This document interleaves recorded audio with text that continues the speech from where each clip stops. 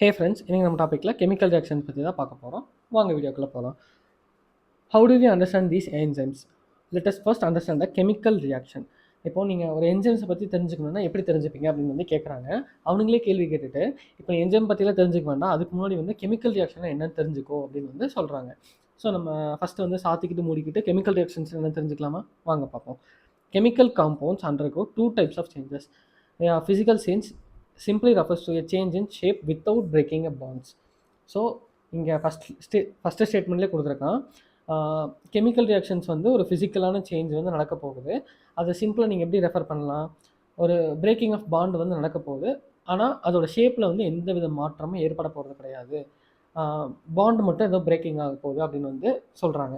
So இதை நீங்கள் எப்படி எடுத்துக்கலாம்?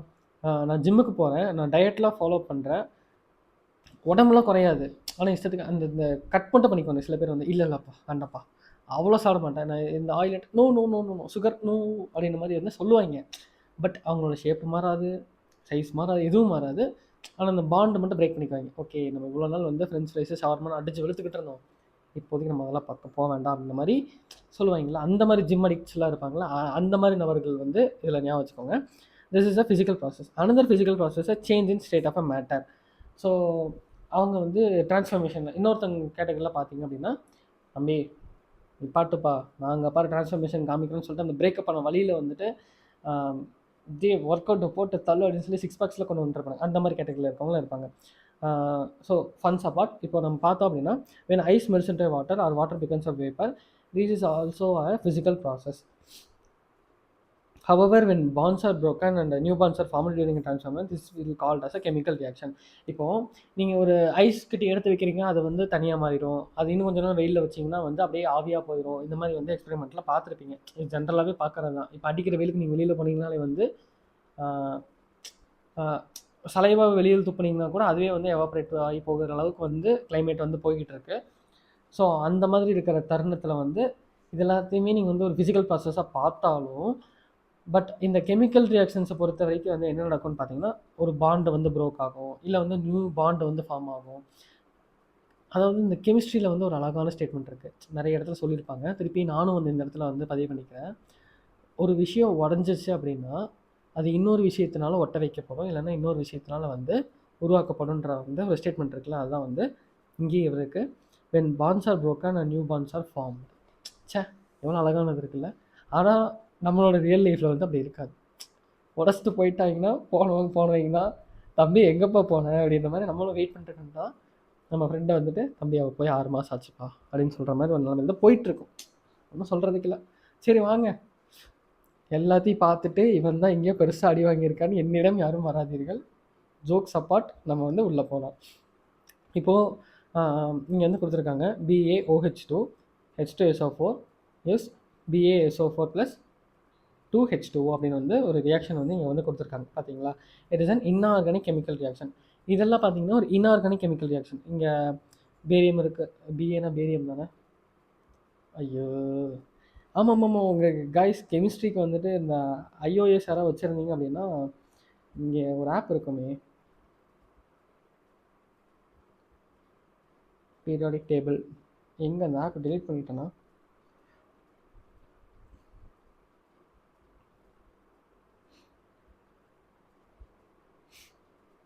வெயிட்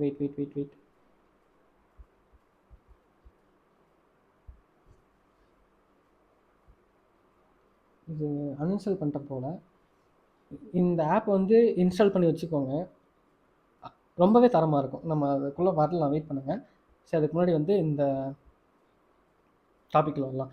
இங்கே கொடுத்துருக்காங்க பார்த்தீங்களா, இந்த மாதிரி ரியாக்ஷன்ஸ் எல்லாமே வந்து நம்மளோட இன்ஆர்கானிக் கெமிக்கல் ரியாக்ஷன்ஸில் வந்து இன்க்ளூட் ஆகிருக்கும் அப்படின்னு சொல்கிறாங்க. Similarly hydrolysis of starch into glucose is an organic chemical reaction. இப்போது இந்த இடத்துல பார்த்தீங்க அப்படின்னா ஸ்டார்ச் இருக்குது, இந்த ஸ்டார்ச்சோட வாட்டர் சேர்ந்துச்சு அப்படின்னா நமக்கு வந்து குளுக்கோஸ்ன்ற ஒரு ப்ராடக்ட் கிடைக்கும். இந்த மாதிரி இருக்கிற ஒரு ரியாக்ஷன்ஸ்லாம் வந்து ஆர்கானிக் ரியாக்ஷன்ஸ் அப்படின்னு வந்து சொல்கிறாங்க. அண்ட் தென் இதோட ரேட் எப்படி கால்குலேட் பண்ணுவாங்க அப்படின்னா, a physical or a chemical process refer to amount of product is formed per unit time. per unit time. இப்போ பெர்னா ஒரு செகண்டில் வந்து எவ்வளோ ஃபார்ம் ஆகிருக்கு அந்த மாதிரி கால்குலேட் பண்ண. இப்போ ஒரு ஹவர் 1 ஹவரில் எவ்வளோ ஃபார்ம் ஆகிருக்கு அந்த மாதிரி அந்த பெர் அப்படின்னு ஒரு டேர்முக்கான மீனிங் வந்து சிங்கிள். அந்த ஒரு யூனிட் டைமில் வந்து எவ்வளோ நடந்திருக்கு, அந்த ஒரு செகண்டில் எவ்வளோ நடந்திருக்கு, இல்லை அந்த ஒரு மணி நேரத்தில் எவ்வளோ நடந்திருக்கு, இல்லை அந்த ஒரு நாளில் எவ்வளோ நடந்திருக்கு, அந்த மாதிரி வந்து பர் சிங்கிள் டே அந்த மாதிரி சொல்லுவோம், பர் டே அப்படின்ற மாதிரி பர் யூனிட் டைம் அப்படின்னு சொல்லி மென்ஷன் பண்ணுறாங்க. It can be expressed as rate is equal to omega B. இது ஒமேகா தானே, எனக்கே மறந்துச்சுப்பா. ஒமேகாவா டெல்டாவா, இது டெல்டா பி. சரி ஓகே, டெல்டா பி தான். ஒரு ப்ராடக்ட் நடந்திருக்க எவ்வளோ டைம் எடுத்திருக்குது, ரேட் எப்படி கால்குலேட் பண்ணுவாங்க, ஒரு ப்ராடக்ட் ஃபார்ம் ஆகிறதுக்கு எவ்வளோ டைம் எடுத்திருக்கு அப்படின்றது தான் வந்து பேஸ் பண்ணி தான் ரேட்டை வந்து கால்குலேட் பண்ணுவாங்க. ஸோ இதில் பெருசாக கம்பு சுற்றுறக்கு ஒன்றும் இல்லை, நீங்கள் ஈஸியாக ஞாபகம் வச்சுக்கீங்கன்னு நினைக்கிறேன். ஒன்றும் இல்லை, படம் நீங்கள் இதெல்லாம் பார்ப்பீங்கள்ல, உங்கள் மொபைல் நீங்கள் வச்சு பார்த்துருக்கப்போ வந்துட்டு மேலே வந்து டேட்டாவோட ஸ்பீடு எவ்வளோ இருக்குன்னு காமிக்கும். பர் செகண்டில் வந்து MBBS, MP per second, 14 MP per second, 10 MP per second, அந்த மாதிரி பர் செகண்டில் எத்தனை எம்பி போயிட்டுருக்கா அந்த மாதிரி தான் வந்து அதோட ரேட்டு கால்குலேட் பண்ணுவாங்க. இப்போ ஒரு மூவி டவுன்லோட் பண்ணிங்கன்னா 1 GB மூவி வந்து 14 எம்பி பர் செகண்டில் போச்சுன்னா இத்தனை நிமிஷம் ஆகும் அப்படின்னு கேல்குலேட்டில் பண்ணதில்ல. அந்த மாதிரி கால்குலேஷன் தான் இந்த ரேட்டோட டேர்ம்ஸில் வந்து யூஸ் ஆகும். இதவே இவ்வளோ நேரம் படிக்க வேண்டாம், நம்ம அடுத்த டாப்பிக்கில் போகலாமா? இது இங்கே மேலே ஓடிட்டான். சரி okay. Rate can also be called velocity if the direction is specified. இப்போது யூனிட்ஸ் அண்ட் மெஷர்மெண்ட்ஸ்லாம் முடிச்சுட்டு இந்த மோஷன் இன் 1 டைமென்ஷன் தானே, 1 dimension 2 dimension, motion in plane, இதெல்லாம் படிக்கிறப்ப வந்துட்டு வெலாசிட்டி பற்றி படிச்சிருப்பீங்க. ஒரு டைரக்ஷன் எந்த டைரக்ஷனில் போகுது அப்படின்றதையும் நீங்கள் மென்ஷன் பண்ணிங்கன்னா அதில் வந்து வெலாசிட்டின்றது வந்துடும். டைரக்ஷன் அப்படின்னு நீங்கள் வந்துட்டாலே அந்த வெலாசிட்டி வந்துடும்ன்றாலும் நீங்கள் படிச்சிருப்பீங்களா. அதே மாதிரி rate can be also called velocity if the direction is specified. இந்த டைரக்ஷனில் போகுது, இந்த டைரக்ஷனில் இத்தனை கிலோமீட்டர் பர் ஹவரில் போகுது அப்படின்னு நீங்கள் மென்ஷன், அந்த மாதிரி ஒரு டைரக்ஷன்ற ஒரு டேர்ம் நீங்கள் உள்ளே கொண்டு வந்துட்டாலே அந்த இடத்துல வந்து வெலாசிட்டி வந்துடும். அதுதான் இங்கே வந்து சொல்கிறாங்க. Rates of a physical and chemical process are influenced by temperature among other factors. An general rule of thumb, இங்கேயே வந்து ரூல் ஆஃப் தம்பு வந்து இருக்குது. இந்த கட்டை விரல் ரூல் வந்து மேக்னெட்டிக்கு, இஎம்ஐ, கண்டக்ஷன், இந்த மாதிரி எல்லா இடத்துலையும் வந்து வேலை செய்யும். அதுக்கப்புறம் நம்மளோட கிராவிடேஷன், அந்த மாதிரி பல சாப்டர்ஸில் வந்துட்டு கேம் ப்ளே பண்ணிட்டு போவோம். ஸோ அதே மாதிரி நம்மளோட ஜென்ரல் ரூல் ஆஃப் தம்மில் இங்கே என்ன கொடுத்துருக்காங்கன்னா, rate doubles or decreases by half for every 10 degree change in either direction. இப்போது பாசிட்டிவ் டைரக்ஷனில் போகுது அப்படின்னா உங்களுக்கு வந்து ரேட் டபுள் ஆகும். இப்போ 10 இருக்குதுன்னா அது அப்படியே வந்துட்டு 20 ஆகும். இல்லை அது நெகட்டிவில் போகுது அப்படின்னா உங்களுக்கு 10 இருக்க வேண்டிய இடத்துல வந்துட்டு 5ன்றது வந்து அப்படியே ஹாஃபாக வந்து பாதியாக ரெடியூஸ் ஆகிடும். எய்தர் டபுள் ஆகும், அப்படி இல்லைன்னா பாதியாக டிக்ரீஸ் ஆகும். டிபெண்ட்ஸ் அப்பான் டைரக்ஷன், ஃபார்வர்டில் போகுதா இல்லை பேக்வர்டில் போகுதா, அதாவது பாசிட்டிவில் போகுதா இல்லை நெகட்டிவில் போகுதான்றது பேஸ் பண்ணி இந்த ரியாக்ஷன்ஸோட ரேட் வந்து இருக்கும். அதுதான் வந்து ஜென்ரல் ரூல் ஆஃப் தம் அப்படின்னு வந்து சொல்கிறாங்க. Hope you guys understand this. Catalysed reactions proceed at rates very vastly higher then the uncatalysed ones. So இந்த டேர்ம் என்ன சொல்கிறது, நான் முன்னாடியே வந்து என்சைம்ஸ்லாம் எடுத்துருக்கப்பே சொல்லியிருந்தேன். இப்போ ஒரு கெமிக்கல் ரியாக்ஷன் நடக்குது அப்படின்னா அதோட ரியாக்ஷன் வந்துட்டு என்சைம்ஸ் மூலிமா நடக்கிறப்போ வந்து ரொம்பவே ஃபாஸ்ட்டாக இருக்கும். நியர்லி வந்துட்டு 1 மில்லியன் டைம், 10 மில்லியன் டைம்ஸ்லாம் நம்ம பார்த்துருந்தோம். ஸோ நார்மலாக நடக்கிற இடத்துல 200 நடக்குது அப்படின்னா, 200 பெர் ஹார் நடக்குது அப்படின்னா, இங்கே வந்து 6 lakhs டைம் பெர் செகண்டில் வந்து நடக்கும் அப்படின்ற மாதிரி 10 மில்லியன் டைம்ஸ் வந்து ஃபாஸ்ட்டாக நடக்குது அப்படின்ற மாதிரி இதெல்லாம் பார்த்துருப்போம்ல. அதை எங்கே சொல்கிறாங்க, கேட்டலைஸ் என்சைம்ஸ்னால கேட்டலைஸ் பண்ண ரியாக்ஷன்ஸ்லாம் வந்துட்டு ரொம்பவே ஃபாஸ்ட்டான ரேட்டில் நடக்கும். Then that of uncatalysed ones. Uncatalysed ஒன்ஸோட கம்பேர் பண்ணுறப்போ கேட்டலைஸ்டு ரியாக்ஷன்ஸோட ஸ்பீடு, அக்யூரசி, டைமிங், ப்ராடக்ட்ஸ் எல்லாமே வந்து ரொம்பவே ஸ்பீடாக இருக்கும், ரொம்பவே எஃபிஷியண்ட்டாகவும் இருக்கும்னு வந்து சொல்கிறாங்க. when the enzyme catalyzed reactions are observed, the rate would be vastly higher than the same uncatalyzed reaction. திருப்பி அதான் நம்மளும் சொல்லியிருக்காங்க. For example carbon di oxide, H2O, water அப்படின்னு வந்து இருக்குதா. இப்போது இந்த கார்பனிக் ஆன்ஹைட்ரைடு யூஸ் பண்ணுறப்போ வந்து H2CO3 கார்பனிக் ஆசிட் வந்து நம்மளுக்கு கிடைக்கிது. ஸோ இங்கே தான் அந்த டேர்மே வருதா, நான் முன்னாடியே படிச்சேன்னு சொல்லிட்டேன், சாரி. லெக்சர் எடுத்து ப்ரிப்பேர் பண்ணிகிட்டு இருக்கப்போ எல்லாமே ஞாபகம் வச்சனால வந்து அப்படியே மண்டைக்குள்ளே நிற்கிது, எது எங்கே இருக்கிறது மட்டும் மறந்துருச்சு. Okay. In absence of an enzyme the reaction is very slow with about 200 molecules of H2CO3 being formed at an hour. இப்போது என்சைம்ஸில் யாரும் இல்லை, எந்த பிரச்சனையும் இல்லை. இப்போது நீங்களே எடுத்துக்கிட்டிங்கன்னு வச்சுக்கோங்களேன், உங்கள்கிட்ட வந்து நிறைய பேர் சொல்லுவாங்க இதை பண்ணு அதை பண்ணுன்னு சொல்லி, உங்களுக்கு எதுவுமே வந்து மோட்டிவேஷன் எடுக்காது. அப்படி இந்த ரீல்ஸில் தராத மோட்டிவேஷன், எதுலேயுமே தராத மோட்டிவேஷன் வந்துட்டு உங்களை ஒருத்தர் அவமானப்படுத்திட்டா வந்து கபான்னு உள்ளுக்குள்ள ஒரு ஃபயர் வந்து ஒரு மோட்டிவேட் ஆகிங்கள. அதே மாதிரி தான் இப்போது நீங்கள் எந்த வித பிரச்சனையும் இல்லாமல் போயிட்டுருக்கப்போ 200 மாலிகுல்ஸ் ஆஃப் H2CO3 தான் வந்துட்டு ஃபார்ம் ஆகிட்டு இருக்கும். ஆனால் இதுவே வந்து இந்த கார்பானிக் ஆன்ஹைட்ரேஸ் அப்படின்ற ஒரு என்சைம் வந்து கேம் பிளேக்குள்ளே வந்துருச்சு அப்படின்ற அந்த அவமானம் உங்களுக்கு வந்துச்சுன்னா டக்குன்னு ஒரு ஃபயரில் வந்து நீங்கள் மோட்டிவேட் ஆகி எல்லா வேலையும் நீங்கள் பண்ண ஆரம்பிப்பீங்களா? அதே மாதிரி இந்த கார்பானிக் ஆன்ஹைட்ரேஸ்ன்ற என்சைம் ரியாக்ஷன்ஸ்குள்ளே வந்துட்டாலே அதோட ரியாக்ஷன் வந்து 6 lakh molecules being formed every second. இப்போ பாருங்கள், இப்போ ஒரு என்சைம் வந்து ஆப்சன்ஸில் இருக்குது. ஆப்சன்ஸில் இருக்கிறப்போ 200 H2CO3 தான் வந்து ஃபார்ம் ஆகுது. இது 1 மணி நேரத்துக்கே அவ்வளோதான் ஃபார்ம் ஆகுது. ஆனால் ஒரு என்சைம் வந்ததுக்கப்புறம், கார்பனிக் ஆன்ஹைட்ரேஸ்னு ஒரு என்சைம் வந்ததுக்கப்புறம் அதே ரியாக்ஷன் வந்து 6 lakhs டைம் வந்து நடக்குது பெர் செகண்டுக்கு. பெர் செகண்டில் வந்து 6 lakh ப்ராடக்ட்ஸ் வந்து ஃபார்ம் ஆகுது. ஸோ இது கம்பேரிசனை பார்த்தோம் அப்படின்னா இதோட இது வந்து 10 மில்லியன் டைம்ஸ் வந்து ஃபாஸ்டராக நடக்குது அப்படின்னு வந்து சொல்கிறாங்க. ஸோ அதான் இங்கே கொடுத்துருக்காங்க. இந்த enzyme has an accelerated reaction rate by about 10 million times. 10 million times வந்து ஃபாஸ்ட்டாக நடக்குது அப்படின்னு வந்து சொல்கிறாங்க. The power of a enzyme means incredible indeed அப்படின்னு வந்து சொல்கிறாங்க. யா அஃப்கோர்ஸ் இதோட பவர் வந்துட்டு அப்படியே தாறுமாறாக இருக்குல்ல. Yeah okay. There are thousands of types of enzymes each catalyzing a unique chemical or metabolic reaction. A multi-step chemical reaction when each step is catalyzed by same enzyme or complex or different enzymes is called metabolic pathway. இப்போது என்ன சொல்கிறாங்க அப்படின்னா, நம்மளோட enzymatic ஆக்டிவிட்டீஸ்லாம் பார்த்திங்கன்னா ஒரே ஒரு இதாக நடக்குதுன்னா கிடையவே கிடையாது. நிறைய thousands ஆஃப் என்சைமேட்டிக் ஆக்டிவிட்டீஸ் வந்து நம்மளோட அன்றாட வாழ்க்கையில், அன்றாட உடம்புல சரி, நம்மளோட டே டு டே லைஃப்பில் வந்து நீங்கள் நார்மலாக இருக்கப்பவே அவ்வளோ ரியாக்ஷன்ஸ் வந்து நடந்துக்கிட்டு தான் இருக்குது. இப்போது இதெல்லாமே வந்து ஒரு ஸ்டெப் பை ஸ்டெப்பாக இது நடந்து முடிஞ்சதுக்கப்புறம் இது நடக்குது, இது நடந்து முடிஞ்சு இது நடக்குது அப்படின்ற மாதிரி ஒரு மல்டி ஸ்டெப் ப்ராசஸ். எதர் ஒரே டைப் ஆஃப் ரியாக்ஷனே திருப்பி திருப்பி நடந்துட்டு இருந்தாலும் சரி, இல்லை வேறு என்சைம்ஸ்லாம் சேர்ந்து ஒரு ஸ்டெப்பை ஃபார்ம் பண்ணி ஒரு ரியாக்ஷன் ப்ரொசீட் ஆனாலும் சரி, அந்த மாதிரி இருக்கக்கூடிய கெமிக்கல் ரியாக்ஷன்ஸ் எல்லாமே நம்ம வந்து மெட்டபாலிக் பாத்வே அப்படின்னு வந்து சொல்லுவோம். இதுக்கான எக்ஸாம்பிள் வந்து குளுக்கோஸ் வந்து 2-பைருவிக் ஆசிடாக மாறும். எப்படின்னா 10 ஸ்டெப்பில் வந்து நடக்கும். இது வந்து நம்ம ஃபோட்டோசிந்தசிஸ் இல்லை ரெஸ்பிரேஷன் இன் ஹையர் பிளான்ஸில் வந்து நம்ம படிப்போம். அப்போ நம்ம டீட்டெயிலாக படிக்கலாம். அது இப்போ ஜஸ்ட்டு தெரிஞ்சுக்கோங்க. This actually a metabolic pathway in which glucose become pyruvic acid through 10 different enzyme catalyzed by metabolic reactions.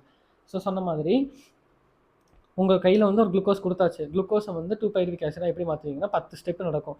10 டிஃப்ரெண்ட்டான என்சைம்ஸ் வந்து இன்வால்வ் ஆகிருக்கும். அந்த 10 என்சைம்ஸோட முடிவில் என் ப்ராடக்டாக நமக்கு கிடைக்க போகிறது வந்து பைருவிக் ஆசிட் அப்படிங்கிறது வந்து ஒரு ப்ராடக்ட் வந்து கிடைக்கும். ஸோ இப்படி 10 ஸ்டெப் நடந்து முடிஞ்சதுக்கப்புறம் நமக்கு ஒரு ப்ராடக்ட் கிடைக்கிது பார்த்தீங்களா. இதுக்கு இத்தனை என்சைம்ஸ் உழைச்சிருக்குது பார்த்தீங்களா. இதுதான் வந்து நம்ம metabolic pathway or metabolic reactions அப்படின்னு வந்து சொல்லுவோம். புரிஞ்சுங்களா? வென் யூ ஸ்டடி ரெஸ்பிரேஷன், முன்னாடி சொன்ன மாதிரி ரெஸ்பிரேஷன் படிக்கிறப்ப நமக்கு தெரியும். At this stage you know very metabolic pathways 1 or 2 additional reactions give to variety of end products. So இங்கே என்ன சொல்கிறாங்க அப்படின்னா, இப்போ ஒவ்வொரு மெட்டபாலிக் பாத்வே நடக்கிறப்போ வந்து ஒவ்வொரு ரியாக்ஷன்ஸ் வந்து நடக்கும். இப்போது ஃபஸ்ட் எடுத்தோன்னே குளுக்கோஸ் வந்து அப்படியே இருக்குமானா இல்லை, அது என்ன சொல்கிறது, ஐசோமரேஸ் என்சைம் வச்சு வந்து குளுக்கோஸ் வந்து ஃப்ரக்டோஸாக மாறும். ஸோ அந்த மாதிரி வந்துட்டு ஒரே ப்ராடக்ட்ஸ் கிடைக்காம மல்டிபிள் ப்ராடக்ட்ஸும் வந்து கிடைக்கும். டிஃப்ரெண்ட் ப்ராடக்ட்ஸும் வந்து கிடைக்கிற சான்சஸ் இருக்குது. இப்போ இந்த பைருவிக் ஆசிட்னா இந்த பைருவிக் ஆசிட் தான் கிடைக்கணும்னு கிடையாது. நடுவில் வந்து வேறு ஏதாச்சும் ரியாக்ஷன் நடந்து இதோட அவுட்புட் வந்து வேறையாக கூட நடக்கலாம். இல்லைனா பைருவிக் ஆசிட் கிடைக்கிற மாதிரி வேறு ஏதோ ப்ராடக்ட்ஸ் கூட கிடைக்கலாம். அந்த மாதிரி வந்து 2-3 ப்ராடக்ட்ஸ் கூட கிடைக்கிறதுக்கான சான்சஸ் வந்து இருக்குது. அந்த மாதிரி சொல்கிறாங்க. புரிஞ்சுங்களா? இதெல்லாமே நீங்கள் வந்து 12th சாப்டரில் வந்து டீட்டெயில்டாக படிக்கலாம். இப்போதைக்கு கொஞ்சம் வெயிட் பண்ணுங்கள். ஸோ இங்கே இன்னொன்று கொடுத்துருக்காங்க. Our skeletal muscle under anaerobic condition anaerobic conditions lactic acid is formed. Under normal aerobic condition pyruvic acid is formed. இப்போது நம்மளோட இந்த ஸ்கெலிட்டல் மசில் இருக்குல்ல, ஸ்கெலிட்டல் மசில் வந்து நார்மலாக ஏர் ஃப்ளோ வந்து நல்லா அதிகமாக இருக்கிறப்போ வந்து, அதாவது ஏரோபிக் கண்டிஷன்ஸில் வந்து நமக்கு வந்து பைருவிக் ஆசிட் வந்து கிடைக்கும். ஐயோ இங்கே மாற்றி எழுதிட்டேனா, சாரி காய்ஸ்.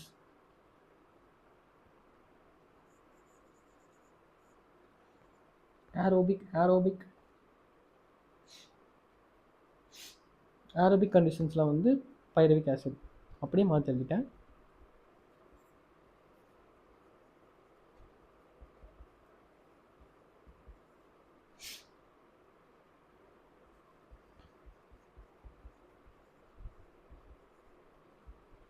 ஸோ இந்த இடத்துல என்ன சொல்கிறாங்க அப்படின்னா,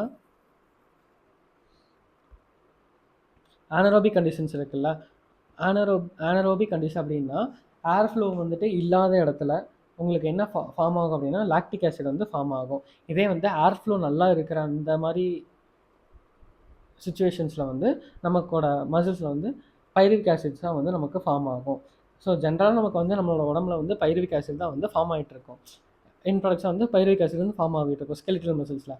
ஆனால் இதுவே வந்து ஏர் ஃப்ளோ இல்லாமல் அந்த மாதிரி இருக்கிற டைமில் வந்து ஒரு ஒரு கட்டத்துக்கு மேலே நீங்கள் ஸ்ட்ரெஸ் இப்போது புஷ்அப்ஸு புல்லப்ஸ் இந்த மாதிரி எடுத்துகிட்டே இருப்பீங்க, மசில்ஸில் வீக் ஆரம்பிச்சிடும், அது டயர்ட் ஆக ஆரம்பிச்சிடும், ஆக்சிஜன் ஃப்ளோ இருக்காது, நீ போட்டு சாவடி அப்படின்னு சொல்லி ஜிம்மில் போட்டு அடித்து நொறுக்கிட்டு இருப்பேன். அந்த மாதிரி டைமில் என்ன ஆகும் அப்படின்னா இந்த பைருவிக் ஆசிட்ன்ற டேர்ம் போய் உங்களுக்கு வந்து லாக்டிக் ஆசிட்ன்ற ஒரு விஷயம் வந்துட்டு ஃபார்ம் ஆக ஆரம்பிச்சிடும்.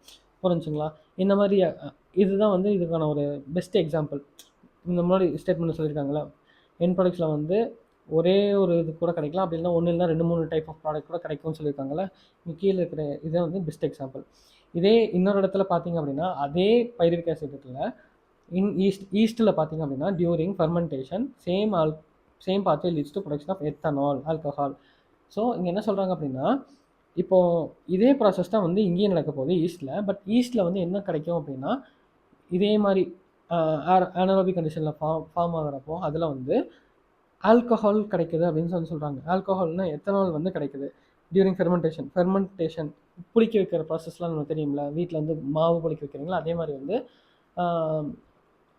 அந்த ஹை ஸ்கேல் இல்லை பெரிய ஸ்கேல் கண்டிஷன்ஸ் லார்ஜ் ஸ்கேல் கண்டிஷன்ஸில் வந்து யூஸ் பண்ணுறப்போ வந்து நமக்கு வந்து எத்தனால் இல்லைனா ஆல்கஹால் அப்படின்ற டேர்ம்ஸ்லாம் வந்து கிடைக்கிது.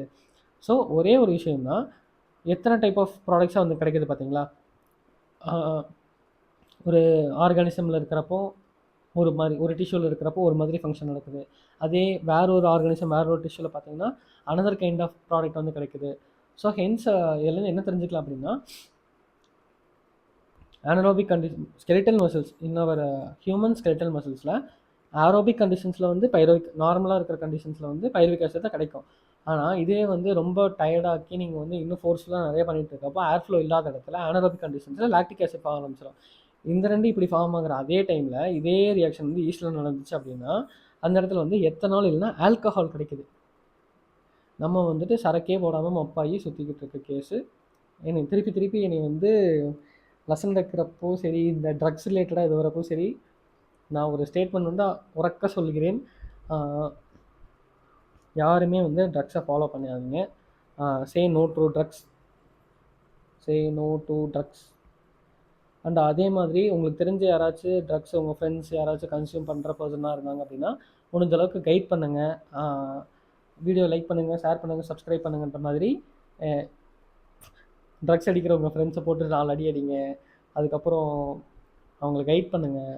முடிஞ்ச அளவுக்கு அவங்கள வந்து ட்ரக்ஸ்லேருந்து அன்சப்ஸ்கிரைப் பண்ண வைங்க. முடிஞ்ச அளவுக்கு ட்ரக்ஸ் பக்கம் போகாமல் பார்த்துக்கோங்க. உங்கள் ஃப்ரெண்ட்ஸை நீங்கள் தான் பார்த்துக்கணும். அதாவது ஒரு சிம்பிள் லாஜிக்கில் வந்து அவன் வந்து மாற்றணும், இவன் வந்து மாற்றணும். சாரி, டாபிக் முடிஞ்சு ஸ்கிப் பண்ணிட்டு போகிறவங்க போயிருங்க, எனக்கு பிரச்சனை இல்லை. பட் இந்த அரசியலில் வந்து அது வந்து மாற்றணும், இல்லை இந்த கட்சி வந்து மாற்றணும், அந்த ஆட்சியில் நடக்கணும் அப்படி இப்படின்னு சொல்லிட்டு இவங்க வந்தால் மாதிரி அவங்க வந்தால் மாறுன்னு சொல்கிறத தாண்டிட்டு ஜென்ரலாக நீங்கள் உட்காந்து உங்களுக்கு கூட இருக்க க்ளோஸ் ஒன்ஸ் நீங்கள் சேஞ்ச் ஆஃப் பண்ணிங்கனாலே போதும்.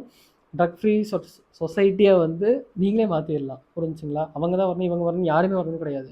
உங்க கூட இருக்கவனை நீ வந்து பண்ணாமல் பார்த்துக்கிட்டாலே, அவங்க கூட இருக்கவனை பண்ணாமல் பார்த்துக்கிட்டாலே எல்லாருமே எண்ட் ஆஃப் த டே வந்து ஒரு ட்ரக் ஃப்ரீ சொசைட்டியாக வந்து க்ரியேட் ஆகிடும். இதுக்கு போயிட்டு அவன் வரணும், பேன் பண்ணணும், டாஸ்மாக் பக்கம் போகக்கூடாது, அதை போய் யூஸ் பண்ணக்கூடாது, பீடி அடிக்காது, சிகரெட் அடிக்காது, கூலி படிக்காதுன்னு சொல்லிட்டு பண்ணிகிட்டு இருந்தால் ஒன்றும் ஆகாது. முக்கியமாக வந்து பெண் பிள்ளைகள் டோலிகள்லாம் வந்து இந்த மாதிரி கஞ்சா குடிக்கி பார்த்தாலும் கமிட் ஆகுறீங்க. ஸோ அந்த மாதிரி நபர்களை தேர்ந்தெடுத்து திருத்துவேன்றதை விட்டுட்டு சாத்திக்கிட்டு மூடிக்கிட்டு எல்லாத்தையுமே திருத்தினீங்கன்னா கொஞ்சம் நல்லாயிருக்கும்.